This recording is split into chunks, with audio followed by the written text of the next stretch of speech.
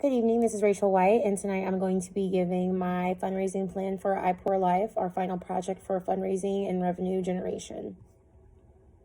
The beginning of my paper starts off with a little bit of background and history about the organization. It was founded in 2011 by Julia Higgins. It was created to provide at-use youth with the proper life and skills training and education, allowing them to become self-sufficient. Mrs. Higgins wanted to empower and equip individuals with social and economic disadvantages so that they could become self-sufficient and even autonomous. She started her organization here in America and then reached out globally. So she has organizations here in Springfield, Missouri, where I'm located, as well as Texas and in Ethiopia, core. For Ethiopia, she tends to focus more on individuals who are struggling with extreme poverty, leprosy, HIV/AIDS, tuberculosis. As far as with Springfield, Missouri, she likes to focus her attention for at-risk, marginalized youth and homelessness in the States. Moving on to the environmental scan of the paper, in summer 2012, there was an analysis that was done about the services and needs of the homeless in Springfield, Missouri, and the surrounding areas. It was done by doing inventory for the assessment for the current services and collaboration systems that are in place in our community.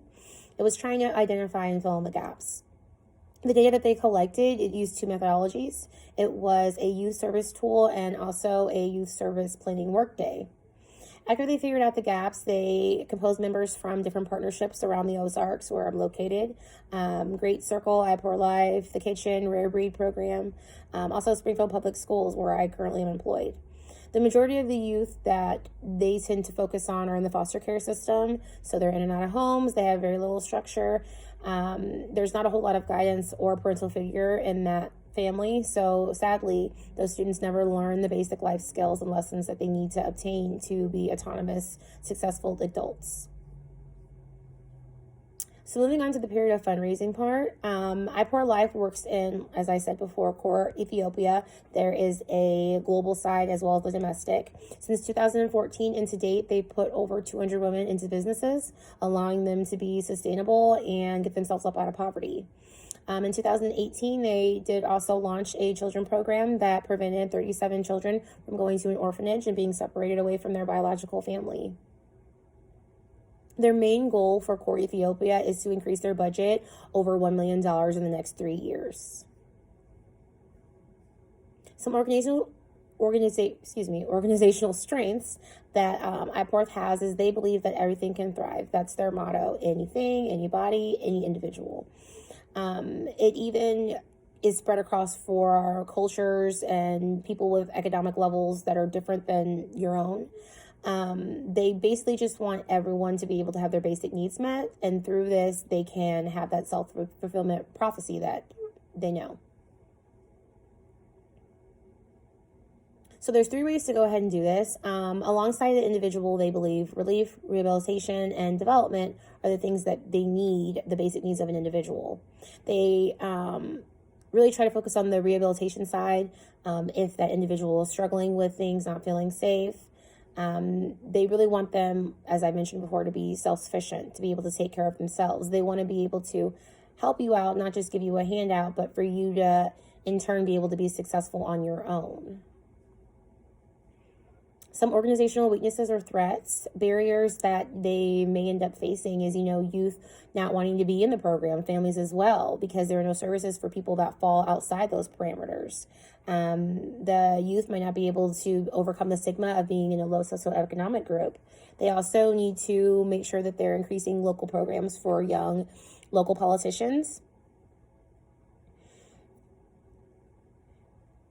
So some opportunities for the organization, I mentioned partnerships. They do really think, as I mentioned earlier, that the 3 things that they need to come together to help an individual for them to have their needs met is relief, rehabilitation, and development. They partner with more than most government organizations, schools, churches, and judicial systems who support the individuals of those 2 categories. Also, a really great thing for the opportunities is that they can ask the commissioner to match city support. So whatever they're bringing in, the county commissioner and city council could match that. So some fundraising developments or dilemmas really is that it develops foster youth and it plays self-sufficiency through an education advancement, workforces, gets them into stable housing, and also teaches them financial literacy. To continue those life coaching classes that the youth need, they need to fulfill, iPour Life does, a 30% financial gap in their costs. Some fundraising goals, I have quite a few, but for the 2019-2020, they would like to have 180 children prevented from going to an orphanage through the Orphan Prevention and Care Program. Vulnerable children in CORE will not only get a chance to grow up and get loving support from their family, but they'll be able to have the strategies, have any of the needs that they need met through the program. Another one is about 2,600 people are estimated to provide hygiene and sanitation with a clean place, shower, use of toilet. So getting them out of that homelessness, and the first ever wash house that the facility is trying to establish. One more, about 1,200 people are estimated to receive preventative medical care at the community-based health education classes that they're going to start implementing. They really want to prevent that spread of preventable diseases like leprosy and tuberculosis, AIDS, especially in Ethiopia. So a strategy would be for something that they were trying to do. Further on in my paper, I talk about having a yearly drive, a capital campaign. They could also solicit the executive committee members and try to petition them to get the other board members on their side. Some methods, you can build a network, cultivating relationships with personal donors, or supporting within appropriate local organizations. You also need to have your message and development clear. It needs to be very explicit. You want to engage and connect with your audience. It's going to be memorable so that people are going to talk about it. I go into some of the staffing. As I mentioned before, Julie Higgins is the CEO. Vanessa Higgins is the CFO. There are a few other staff members that are listed in my paper. We also have board of directors. There are 6. Then in the breakdown of the organizational critique, my assessment results, I decided to make a bar graph. And the responses really showed that between excellent and average, it was very favorable. That was mostly what I had. The governance section is the only one that received all excellent marks, which is actually surprising. It shows that they have strength within their organization's board. They can definitely improve upon making donor relations and maximizing potential a monumental part of what they need to do to be successful. Some more issues that they need to address is, well, they already have a strong foundation, so I would really say that they need to develop a membership program where individual donors receive special privileges or different benefits at the different levels of giving that they're having. They really idealistically or realistically need to know how much they need and what they need.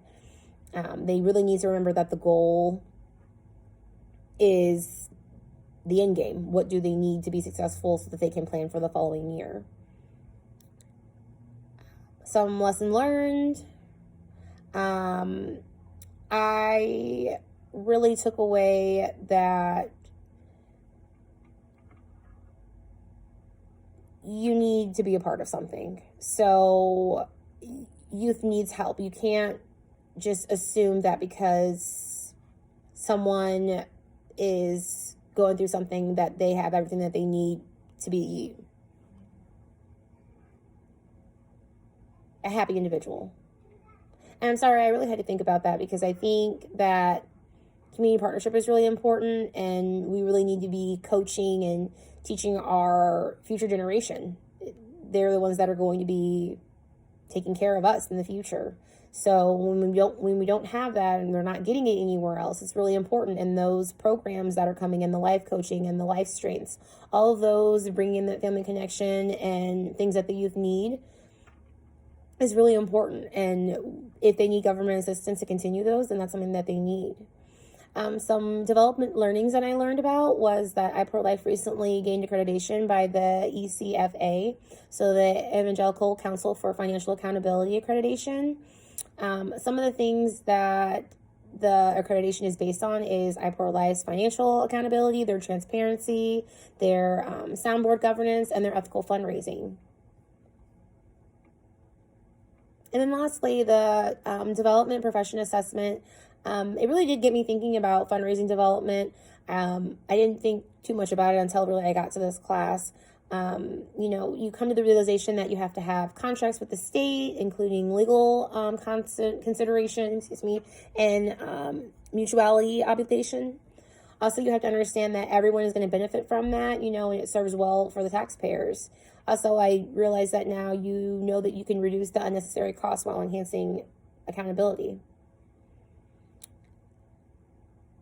So this last little paragraph I wanted to read on my paper, it says, and this is in closing, iPro-Life is aware that government services can help with youth's immediate struggle, hunger, shelter, but it leaves a social capital not addressed.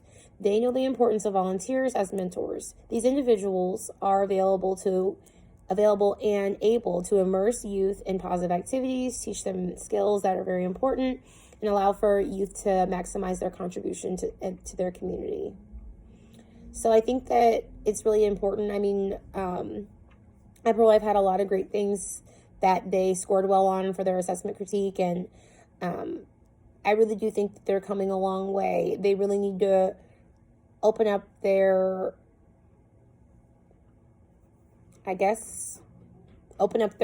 eyes and minds to what they could be, because they could be a lot more than what they're doing. They're doing great things right now, but reach even further, go even further globally, branch out even more domestically. I really did enjoy this final, so thank you so much, and you have a good night.